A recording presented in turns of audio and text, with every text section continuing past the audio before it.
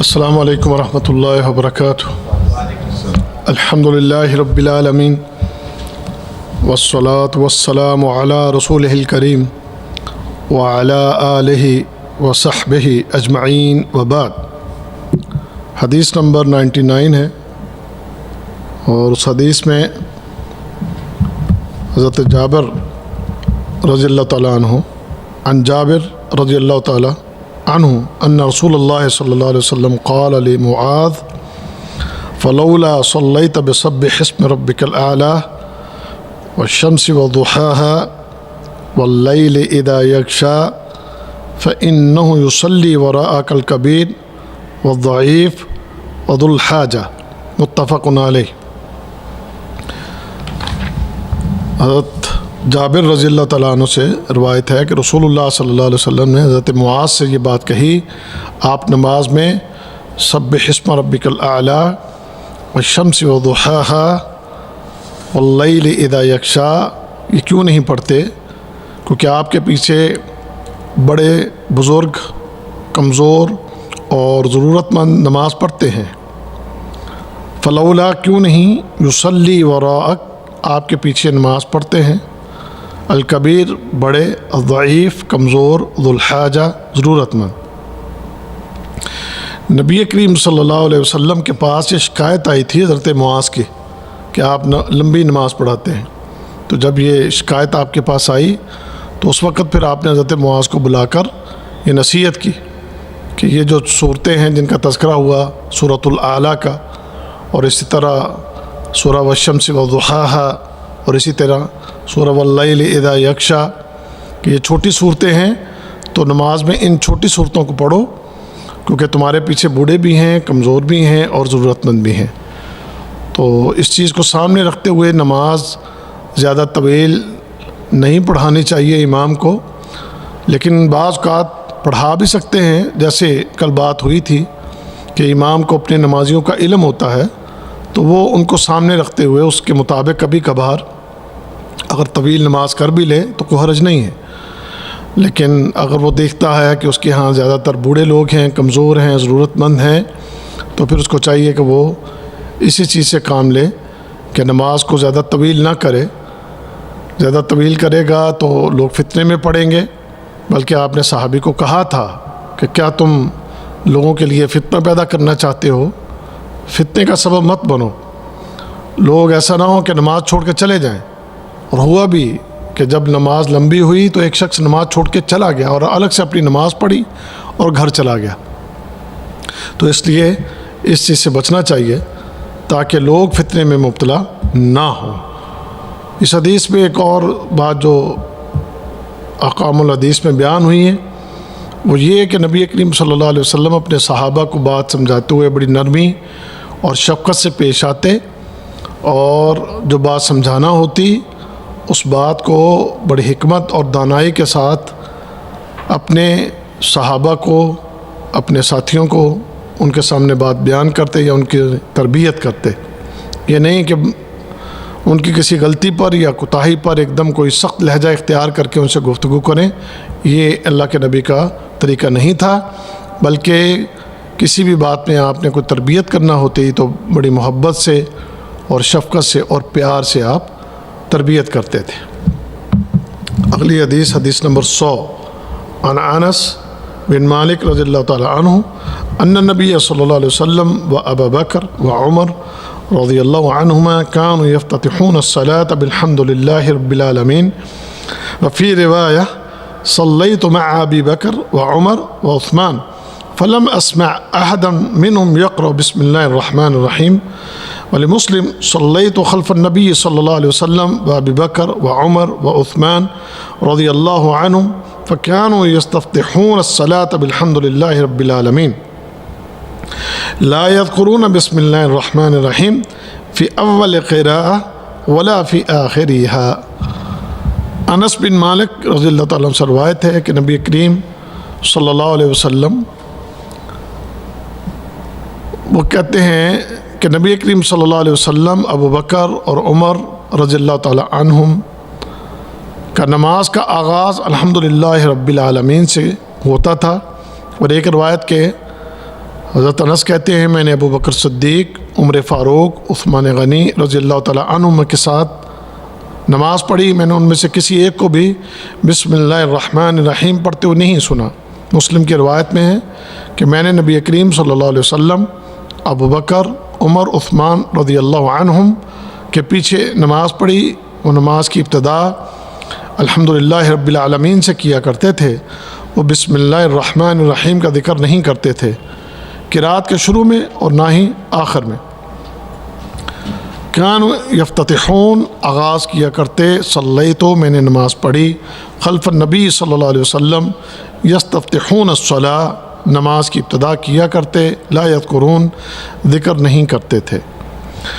اس حدیث پہ اصل میں جو بات کہی گئی ہے وہ یہ کہ جب بھی امام نماز پڑھاتا ہے اور اس میں قرات اونچی آواز سے کی جاتی ہے تو ہم جانتے ہیں کہ سورۃ الفاتحہ کے شروع میں بسم اللہ الرحمن الرحیم ہے، تو امام جو ہے جب اونچی آواز سے نماز پڑھائے تو بسم اللہ الرحمن الرحیم آہستہ آواز سے پڑھے گا اور پھر قرات کا آغاز الحمدللہ رب العالمین سے کرے گا۔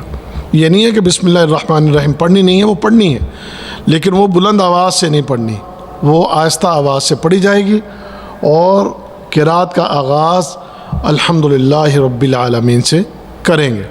اور جب اکیلے نماز پڑھ رہے ہیں تو وہ تو پھر چونکہ نمازی خاموشی سے پڑھی جاتی ہے تو پھر وہ بسم اللہ الرحمن الرحیم اور اس کے بعد سورۃ الفاتحہ، لیکن جب امام ہیں اور اونچی آواز سے قرات کرنے لگے ہیں تو بسم اللہ الرحمن الرحیم آہستہ آواز سے دل میں اور پھر الحمدللہ رب العالمین سے آغاز کر دیا جائے گا۔ اگلی حدیث 101 عن محمد بن سیرین عن ابی ہریرہ رضی اللہ تعالیٰ عنہ قال صلی بنا رسول اللہ صلی اللہ علیہ وسلم احدى صلاة العشی قال ابن سیرین وسماها ابو ہریرہ ولكن نسیت انا قال فصلى بنا ركعتين ثم سلم فقام إلى خشبة معروضة في المسجد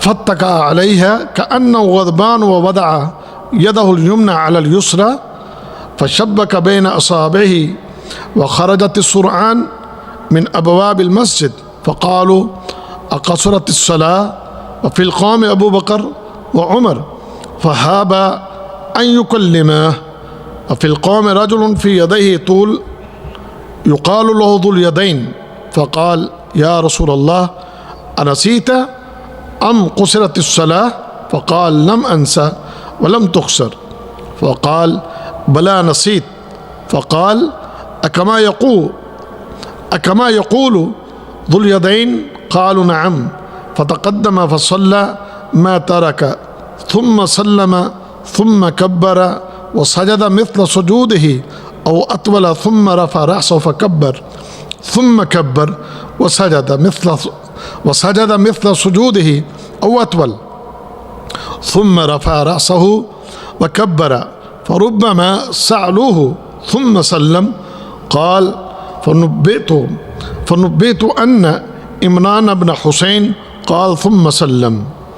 محمد بن سیرین رضی اللہ تعالیٰ عنہ نے ابو ہریرہ سے یہ روایت کی ہے، کہتے ہیں کہ ہمیں رسول اللہ صلی اللہ علیہ وسلم نے ظہر یا عصر میں سے ایک نماز پڑھائی اور اس نماز میں نبی کریم صلی اللہ علیہ وسلم نے 2 رکعت نماز پڑھائی اور 2 رکعت نماز پڑھا کر آپ نے سلام پھیر دیا، اور نبی کریم صلی اللہ علیہ وسلم مسجد میں ایک نصب لکڑی کے ساتھ جا کر کھڑے ہو گئے اور اس کے ساتھ ٹیک لگا لی، گویا کہ آپ صلی اللہ علیہ وسلم ناراض ہیں۔ اپنا دایاں ہاتھ بائیں ہاتھ پر رکھا اور ایک ہاتھ کی انگلیوں کو دوسرے ہاتھ کی انگلیوں میں داخل کیا۔ جلد باز لوگ مسجد کے دروازوں سے نکلے اور کہنے لگے کیا نماز کم کر دی گئی ہے؟ تو قوم حضرت ابو بکر صدیق رضی اللہ تعالیٰ عنہ اور عمر رضی اللہ تعالیٰ عنہ بھی تھے، وہ ڈرے کہ آپ صلی اللہ علیہ وسلم سے بات کریں۔ قوم میں ایک شخص ایسا تھا جس کے ہاتھ لمبے تھے، اسے ذو الیدین کہا جاتا تھا۔ اس نے کہا یا رسول اللہ صلی اللہ علیہ وسلم کیا آپ بھول گئے ہیں یا نماز کم کر دی گئی ہے؟ آپ نے فرمایا نہ میں بھولا ہوں اور نہ ہی نماز کم کی گئی ہے۔ اس نے عرض کی آپ صلی اللہ علیہ وسلم بھول گئے ہیں؟ آپ صلی اللہ علیہ وسلم نے فرمایا کہ ایسا ہی ہوا جیسا کہ ذو الیدین کہتا ہے، انہوں نے کہا ہاں. آپ صلی اللہ علیہ وسلم آگے بڑھے, نماز پڑھائی جو چھوڑی تھی, پھر سلام پھیرا, پھر اللہ اکبر کہا اور سجدہ کیا, پہلے سجدے کی مانند یا اس سے قدرے لمبا, پھر اپنا سر اٹھایا اور پھر اللہ اکبر کہا اور پہلے سجدے کی مانند سجدہ کیا یا اس سے قدرے لمبا, پھر اللہ اکبر کہتے ہوئے اپنا سر اٹھایا. ابن سیرین سے لوگوں نے سوال کیا, پھر سلام پھیرا. فرمایا مجھے بتایا گیا کہ عمران بن حسین نے کہا پھر سلام پھیرا. العشی, زوال سے لے کر غروب آفتاب تک کے جو وقت ہے اس کو عشی کہتے ہیں. نسیتو, میں بھول گیا. خشبۃ معروضہ, نصب شدہ لکڑی. شبک بین اصابع, آپ صلی اللہ علیہ وسلم نے اپنی انگلیاں دوسری انگلیوں میں داخل کیں. سرعان, جلد باز. ام قصرت الصلاۃ, کیا نماز کم کر دی گئی. نبئتو, مجھے خبر دی گئی.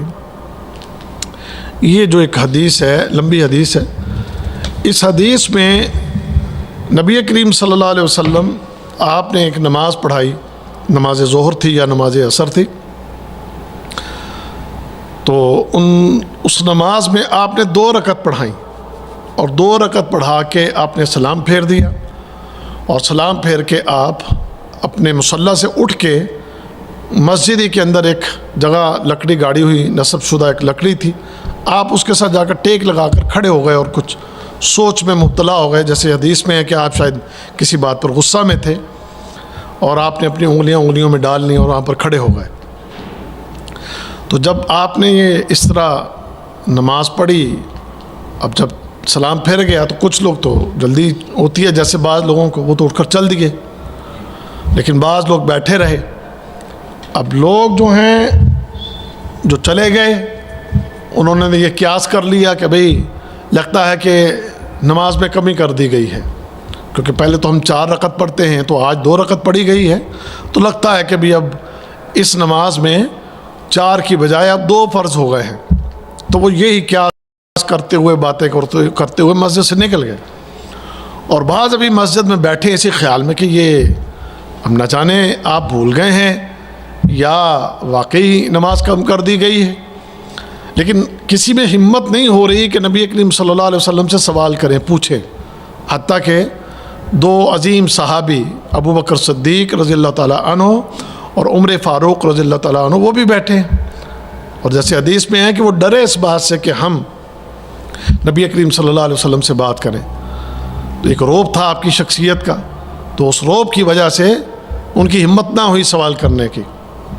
لیکن ایک صحابی جس کے بارے میں یہاں تذکرہ ہوا ہے کہ اس کے ہاتھ لمبے تھے اور اس کو کہا جاتا تھا ذو الیدین, ید کی جمع ہے یدین, 2 ہاتھوں والا, کہ اس کے دونوں ہاتھ لمبے تھے. تو اس نے ذرا ہمت کر کے نبی کریم صلی اللہ علیہ وسلم سے سوال کر لیا کہ اللہ کے نبی صلی اللہ علیہ وسلم کیا نماز کم ہو گئی ہے یا آپ بھول گئے ہیں. تو آگے سے جواب دیا اللہ کے نبی صلی اللہ علیہ وسلم نے کہ نہیں, میں تو نہیں بھولا اور نہ ہی میں نے نماز کم کی ہے, میں نے تو نماز پوری پڑھائی ہے. تو پھر ذو الیدین وہ کہنے لگا اللہ کے نبی صلی اللہ علیہ وسلم اگر نماز کم نہیں ہوئی تو پھر آپ بھول گئے ہیں, اگر نماز اتنی ہی ہیں جتنی ہم پہلے پڑھتے تھے اور اس کا کوئی نیا حکم نہیں آیا تو پھر آپ بھول گئے ہیں. تو نبی کریم صلی اللہ علیہ وسلم نے پھر تصدیق کی صحابہ سے, باقی جو بیٹھے تھے, کہ بھئی ذو الیدین جو بات کہہ رہا ہے درست کہہ رہا ہے. تو پھر باقی صحابہ کو بھی ہمت ہوئی اور کہنے لگے جی ہاں اللہ کے نبی صلی اللہ علیہ وسلم آپ نے 2 رکعت نماز پڑھائی ہے. آپ پھر لوٹے اور لوٹ کر آپ نے پھر وہ جو 2 رکعت نماز رہ گئی تھی آپ نے وہ پڑھی اور پڑھا کے اس کے بعد آپ نے یعنی سجدہ صاحب کر کے اس کے بعد آپ نے سلام پھیر دیا. تو اس حدیث میں جو اہم باتیں ہیں ان کی طرف ہم اشارہ کریں گے. ایک تو بڑی اہم ترین بات کہ جس پر ہماری قوم کے اندر ایک اچھا خاصا تنازع بھی ہوتا ہے, لڑائی بھی ہوتی ہے اور فتوے بھی لگتے ہیں, وہ کس بات پر کہ نبی کریم صلی اللہ علیہ وسلم ہمارے بہت سے لوگ اور لوگوں کی بہت بڑی تعداد وہ یہ کہتی ہے کہ اللہ کے نبی صلی اللہ علیہ وسلم عالم الغیب ہیں, یعنی آپ کو سارا غیب کا جو علم ہے وہ آپ کے پاس ہے. جیسے اللہ عالم الغیب ہے، ایسے ہی اللہ کے نبی صلی اللہ علیہ وسلم کے پاس بھی پورا علم ہے، آپ بھی عالم الغیب ہیں۔ تو اب یہ جو حدیث ہے، کوئی حدیث میں ضعف نہیں ہے، کوئی علت نہیں ہے، کوئی اس میں کمزوری نہیں ہے، صحیح بخاری اور صحیح مسلم کی متفق علیہ حدیث ہے، واقعہ پیش آیا ہے، اور آپ اس بات کو بھول گئے ہیں، آپ کے علم میں نہیں ہے کہ آپ نے نماز کم کی ہے، کیونکہ صحابی جب آپ سے پوچھ رہا ہے تو آپ کہہ رہے نہیں، نہ تو نماز کم ہوئی ہے اور نہ ہی میں بھولا ہوں۔ تو اگر آپ عالم الغیب ہوں تو پھر عالم الغیب تو اس طرح کی بات معاذ اللہ نہیں کر سکتا، کہ وہ ہمارے نبی تو غلط بات نہیں کرتے تھے، نہ ہی اللہ کے لائق ہے کہ اللہ رب العزت معاذ اللہ کسی کو غلط بات کہے یا جھوٹ بولے، اور اس کے بعد پھر نبی کریم صلی اللہ علیہ وسلم یا انبیاء کرام بھی تمام، کسی کی زندگی سے ایسی بات نہیں ملتی کہ وہ کسی کے ساتھ غلط بات کریں یا غلط بیانی کریں۔ تو اس لیے ہمارے نبی محمد رسول اللہ صلی اللہ علیہ وسلم کا ہم یہ مانتے ہیں کہ آپ کا علم باقی دنیا میں جتنی بھی آپ کی یعنی اس دنیا میں جتنی مخلوق ہے اس کی نسبت پیارے حبیب صلی اللہ علیہ وسلم کا علم سب سے زیادہ ہے، لیکن عالم الغیب نہیں ہے، عالم الغیب صرف اللہ ہے، اور آپ کو جتنا علم دیا گیا ہے وہ علم آپ کو پتہ ہے، آپ کو پتہ تھا، اور آپ نے وہ علم آگے اپنی امت کو پہنچا دیا۔ لیکن یہ کہنا کہ تمام کا تمام علم، جتنا علم اللہ کے پاس ہے اتنا ہی علم اللہ کے نبی کے پاس ہے، تو یہ ایک بڑی خطرناک بات ہے اور بڑی عقیدے سے ٹکرانے والی بات ہے، عقیدے کے منافی ہے یہ بات۔ اور جو صفت اللہ کی ہے، کسی ایک صفت میں بھی کوئی اللہ کے برابر نہیں ہے، کسی ایک صفت میں بھی، تمام تر صفات میں اللہ بلند ہے، اور اس بلندی کو پہنچنے والا کوئی بھی نہیں ہے، چاہے وہ اس پوری مخلوق میں سب سے اعلیٰ و افضل ہی کیوں نہ ہو، وہ اللہ کی صفت کے برابر نہیں ہو سکتا۔ یعنی اللہ کی صفات، جیسے بعض صفتیں انسانوں میں بھی بیان ہوتی ہیں، مثال کے طور پر کہ اللہ سمیع ہے، سننے والا، اور انسان بھی اس کو بھی اللہ نے سمیعاً بصیرہ بنایا ہے، اللہ سمیع ہے، بصیر ہے، اور انسان کو بھی اللہ نے سمیع بصیر بنایا ہے۔ اب کوئی کہے دیکھیں جی انسان کو بھی سمیع اور بصیر کہا ہے، اور اللہ بھی سمیع اور بصیر ہے، جو یہ صفتیں ہیں وہی صفتیں ادھر انسان میں بھی ہیں، تو یہ ایک بھول ہے، غلط بات ہے۔ جیسا سمیع وہ ہے ایسا سمیع کوئی بھی نہیں ہے، اس سمیع کی ایک حد ہے، اور اس سمیع لا محدود مکان تک اس کی سماعت۔ آپ کو یہاں بیٹھے میری آپ بات سن رہے ہیں، اسی طرح ہے روڈ کے اوپر آپ جا کر دکان والوں سے پوچھ لیں تو کہیں گے ہمیں تو کچھ نہیں پتہ، الا کہ کوئی یہ نیٹ کے ذریعے اگر کوئی سن رہا ہے تو یہ ایک الگ چیز ہے، لیکن میری یہ آواز یہ ساتھ گلی میں کسی کو نہیں پتہ، بلکہ وہ پیچھے سامنے آفس میں کوئی بیٹھے ہیں، بات سن رہے ہو نا، وہ نہیں سن رہے، تو ان کی سماعت محدود ہے، ان کی سماعت محدود ہے۔ باہر کون کیا باتیں کر رہا ہے، میری سماعت محدود ہے، مجھے نہیں پتہ باہر کیا باتیں ہو رہی ہیں، ادھر آفس میں بیٹھے کچھ باتیں ہو رہی ہوں گی، اس دیوار کے پیچھے بھی ممکن ہے کوئی بیٹھ کے بات کر رہا ہو، میری سماعت یہ سامنے بیٹھے 4 بندوں تک ہے بس، جو آپ سامنے بیٹھے ہیں، مجھے نہیں پتہ، یہ آپ 4 بندے بیٹھے ہیں، آپ 4 کی بات کوئی بھی آپ کریں گے میں سن لوں گا، لیکن باہر کوئی بات کرے تو مجھے اس کا کچھ پتہ نہیں ہے۔ تو ایسی ہی میں کوئی بات کر رہا ہوں، باہر کون کوئی بیٹھا ہے تو اس کو نہیں پتہ، تو یہ سماعت اس کی حد ہے۔ اور بصیر دیکھنا، آپ ہی نظر آ رہے ہیں مجھے، یہ دیوار کے پیچھے کون ہے مجھے نظر نہیں آ رہا، لیکن ہمارا رب، اس کا سمیع ہونا اور اس کا بصیر ہونا، اس کی کوئی حد نہیں ہے، کوئی حد نہیں ہے، تو اس کی بلندی کو کوئی نہیں پہنچ سکتا، اسی طرح عالم الغیب ہونا صفت اللہ کی ہے، اس کا علم کتنا ہے؟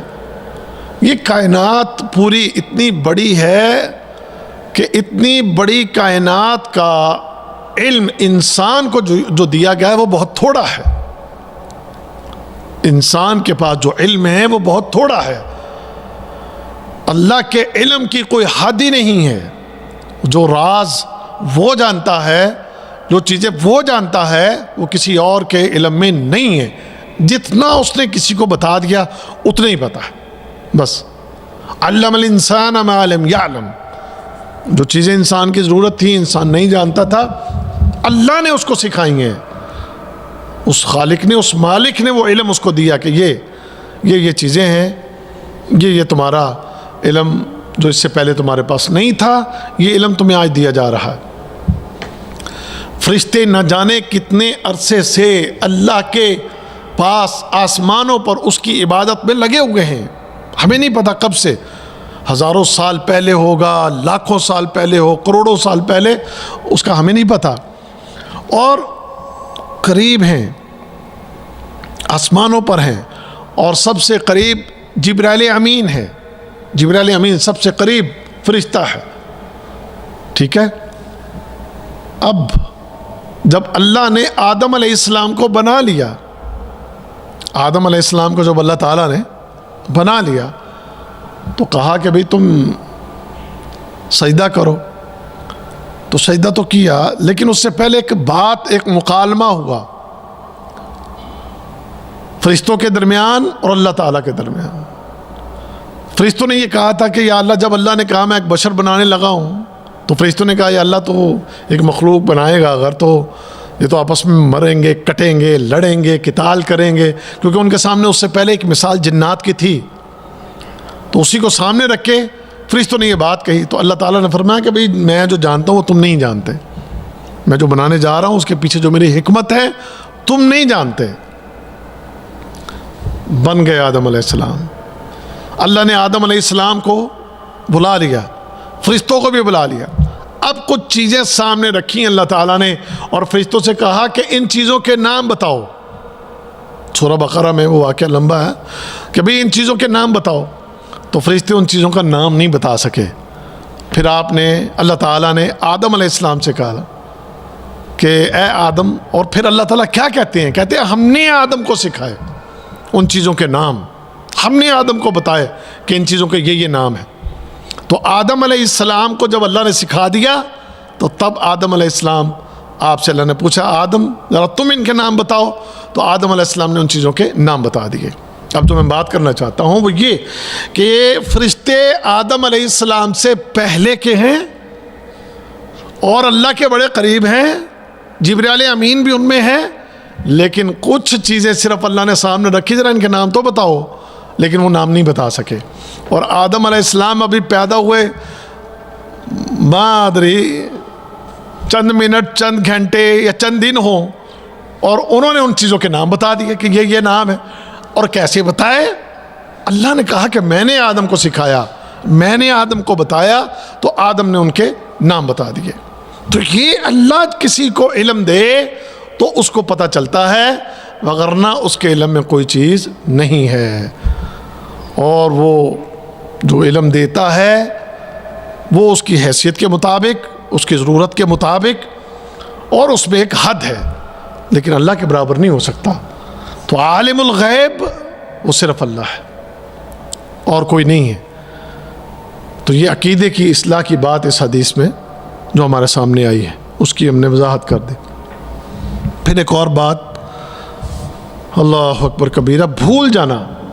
تو اس سے یہ پتہ چلتا ہے کہ انبیاء سے بھی بھول ہو جاتی تھی اور یہ کوئی گستاخی نہیں ہے. یہ بات تو سیدھی حدیث میں بات ہو رہی ہے کہ آپ بھول گئے. صحابی کہہ رہا ہے اللہ کے نبی کو، نسیت یا رسول اللہ، اللہ کے رسول آپ بھول گئے ہیں. میں ایک دفعہ ہمارے پاکستان میں ایک پروگرام ہوا تھا علماء کا، اور ٹی وی چینل پر وہ ایک پروگرام ہوا تو ایک اینکر اس بات پر بھڑک اٹھا تھا جب ایک عالم دین نے یہ بات کہہ دی کہ اللہ کے نبی صلی اللہ علیہ وسلم وہاں پر فلاں یہ بات ایسے بھول گئے. وہ بھڑک اٹھا، آپ نے گستاخی کر دی. اللہ کے نبی کو کہہ دیا کہ اللہ کے نبی بھول گئے، آپ گستاخ ہیں، آپ نے اتنی بڑی گستاخی کی، اتنی بڑی جرت کی آپ نے، اور کہہ دیا کہ اللہ کے نبی بھول گئے، اور وہ جناب بڑا اس پر شور مچا، اس کو گستاخی کہا گیا۔ تو بھائی میرے یہ صحابی کہہ رہا ہے نسیت یا رسول اللہ، اللہ کے رسول آپ بھول گئے ہیں، سمجھ گئے؟ تو بھول جانا، یہ کہنا کہ انبیاء نہیں بھول سکتے تو بھول سکتے ہیں۔ تو اس سے یہ پتہ چلا ایک اور مسئلہ کہ محمد رسول اللہ صلی اللہ علیہ وسلم آپ کی جنس کیا ہے؟ انسان ہے، انسان بھولتا ہے۔ جو ہمارے ایک جھگڑا ہے وہاں پر نور کا، نور و بشر کا، آپ بشر ہیں، انسان ہیں، انسان نسیان سے، وہی بھول جانا، بھولے ہیں۔ تو یہ بھول ہو جانا یہ ایک بشری تقاضے کے تحت ممکن ہے، اور یہ بھول انبیاء سے بھی ہوتی تھی، لیکن بس فرق اتنا ہے کہ ہماری بھول ایسی ہوتی ہے کہ وہ غائب ہو جاتی ہے، وقت گزر جاتا ہے، لیکن انبیاء کو ان کی بھول کے اوپر فوری خبردار کر دیا جاتا ہے، فوراً وحی آ جاتی ہے یا کسی بھی ذریعے سے انہیں بتا دیا جاتا ہے، اور وہ اپنی فوری اس چیز کی اصلاح کر لیتے ہیں۔ ٹھیک ہے، یہ بات جو ہے اس حدیث سے یہ بھی سمجھ میں آئی۔ ایک اور بات اب ہے نماز کے اندر بھول جانا، تو اس بھول کا کس طریقے سے جو ہے ازالہ ہوتا ہے، کہ اگر کوئی غلطی ہوئی ہے تو پھر کیسے؟ اب یہ چونکہ نماز ایسی نماز تھی جو 4 رکعت نماز تھی، آپ نے 2 پڑھی، پڑھ کے آپ مصلی سے اٹھ گئے، اٹھ کر سائڈ پر چلے گئے، اس کے بعد صحابہ سے آپ کی گفتگو بھی ہو گئی، تو جب آپ کو پتہ چل گیا میں بھول گیا ہوں، آپ واپس لوٹے، اور واپس لوٹ کے آپ نے بقیہ 2 رکعت نماز پڑھائی۔ تو مسئلہ یہ پتہ چلا کہ اگر کوئی امام ایسے بھول جائے اور بھول کے اپنی جگہ چھوڑ بھی دے اور نمازیوں سے کوئی بات چیت کر بھی لے، تو جتنی نماز چھوٹی ہے وہیں سے شروع کر کے نماز کو مکمل کرے۔ یہ نہیں ہے کہ جناب اب تو نماز آپ کو سرے سے پڑھنا ہوگی شروع سے، کہ پہلی رکعت سے اب آپ اپنی نماز کو جناب پڑھائیں، نہیں، ایسا نہیں ہے۔ 2 پڑھ چکے تھے تو واپس آ کے آپ نے 4 نہیں پڑھائیں، آپ نے تیسری رکعت شروع کی، اور اس طرح آپ نے 2 رکعت پڑھا کے 4 رکعت آپ نے مکمل کر دی۔ تو ایک یہ مسئلہ اس سے ثابت ہوا۔ ایک اور مسئلہ وہ یہ کہ اس حدیث میں ہے کہ نبی کریم صلی اللہ علیہ وسلم نے اس ہونے والی کمی پر سجدہ سہو کیا، کیونکہ سجدہ سہو ایک ایسی چیز ہے کہ جب کوئی واجب نماز کا چھوٹ جائے تو اس واجب کے چھوٹنے پر سجدہ سہو کرنے سے اس کا ازالہ ہو جاتا ہے۔ یہ پھر اس حدیث میں مسئلہ ہے کہ سجدہ سہو آپ نے کیسے کیا۔ اس حدیث میں ہے کہ آپ نے سلام پھیرا، اور سلام پھیرنے کے بعد آپ نے 2 سجدے کیے، اور 2 سجدے کرنے کے بعد آپ نے پھر سلام پھیرا۔ ایک یہ ہے۔ ایک طریقہ اور ہے جو کہ اس سے اگلی حدیث میں ہے، وہ میں ساتھ پڑھ دیتا ہوں، پھر میں اس مسئلے کو تھوڑا واضح کر دیتا ہوں۔ عن عبداللہ ابن بحینہ وکان من اصحاب النبی صلی اللہ علیہ وسلم ان النبی صلی اللہ علیہ وسلم صلی بهم الظہر فقام في ركعتين الاوليين ولم يجلس فقام الناس معه حتى اذا قضى الصلاة وانتظر الناس تسلیمه كبر وهو جالس فسجد سجدتين قبل ان يسلم ثم سلم۔ عبداللہ ابن بحینہ سے روایت ہے کہ نبی کریم صلی اللہ علیہ وسلم کے صحابہ میں سے تھے کہ نبی کریم صلی اللہ علیہ وسلم نے ظہر کی نماز پڑھائی، پہلی 2 رکعتوں کے بعد اٹھ کھڑے ہوئے اور بیٹھے نہیں، لوگ بھی آپ کے ساتھ اٹھ کھڑے ہوئے، یہاں تک کہ جب آپ نے نماز پوری ادا کر لی، لوگوں نے آپ کے ساتھ سلام پھیرنے کا انتظار کیا، آپ نے بیٹھے ہوئے اللہ اکبر کہا اور سلام پھیرنے سے پہلے 2 سجدے کیے، پھر سلام پھیر دیا۔ تو اس حدیث میں ہے کہ آپ نے سلام کب پھیرا، آپ نے سجدہ سہو کب کیا؟ آپ نے سلام پھیرنے سے پہلے سجدہ سہو کیا۔ پچھلے میں ہے کہ آپ نے پہلے سلام پھیرا، پھر آپ نے سجدہ سہو 2 سجدے کیے اور اس کے بعد سلام پھیرا، اور اس میں ہے آپ نے سلام پھیرنے سے پہلے 2 سجدے کیے اور اس کے بعد آپ نے سلام پھیرا۔ تو یہ ہوا مسئلہ سجدہ سہو کا کہ سجدہ سہو کیسے ہوگا۔ یہ 2 طریقے حدیث سے ملتے ہیں، 2 طریقے۔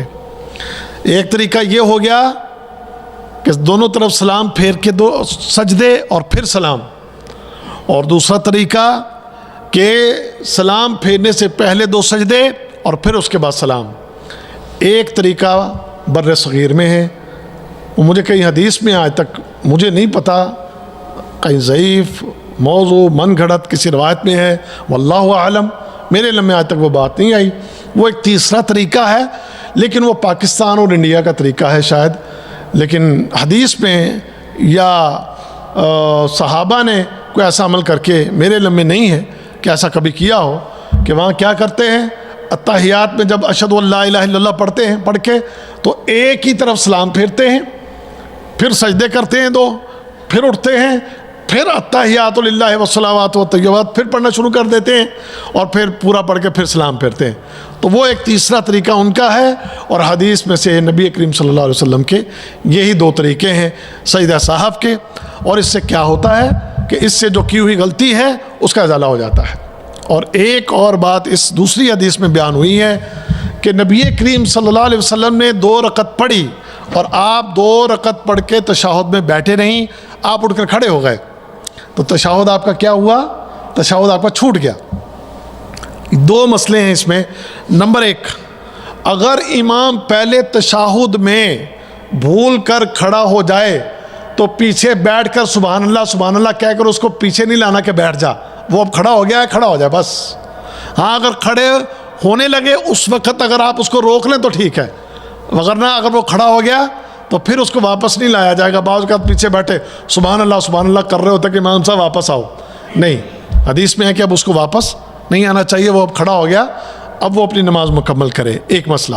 اور مسئلہ نمبر 2 کہ تشہد، جو پہلا تشہد ہے وہ واجبات میں سے ہے، رکن نہیں ہے، کیونکہ اگر رکن ہوتا تو پھر نماز لوٹائی جاتی ہے۔ جب رکن نہیں ہے، واجب ہے، واجب چھوٹ گیا، اس کا ازالہ کس سے ہوا؟